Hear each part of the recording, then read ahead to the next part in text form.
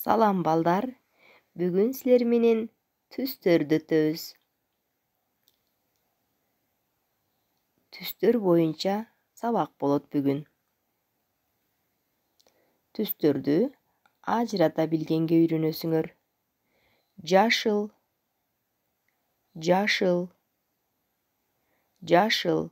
Силерге дайын болуш үчүн, түшүнүктүү болуу үчүн астына орусча жазып койдум.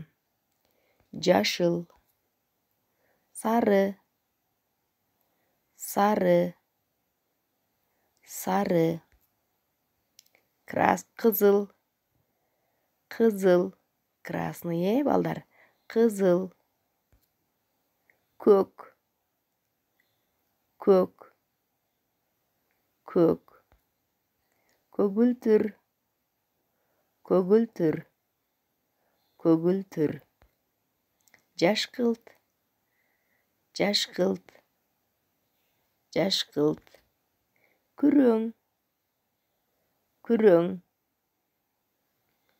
күрөң, күлгүн түс, күлгүн, саргыч боз, саргыч боз, бозомук, бозомук, кара көк, кара көк, кызгылт сары, кызгылт сары, кара кочкул, кара кочкул, кара кочкул. Көрдүңөр балдар, бир топ түстөрдү айырмалап алдыңар. Ак менен кара түстү мен айтпадым. Ак караны баарыбыз ажыратабыз, балдар. Анда табышмак. Көңүл бөлөбүз. Эң биринчи картошка кайда пайда болгон? Эң биринчи картошка кайда пайда болгон? Жообу жерде пайда болгон. Азаматсыңар балдар. Мен кыргыз тилин үйрөнүү боюнча сабактарымды ушул расмий баракчаларга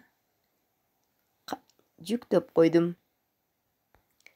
Ушул расмий баракчаларга катталгыла.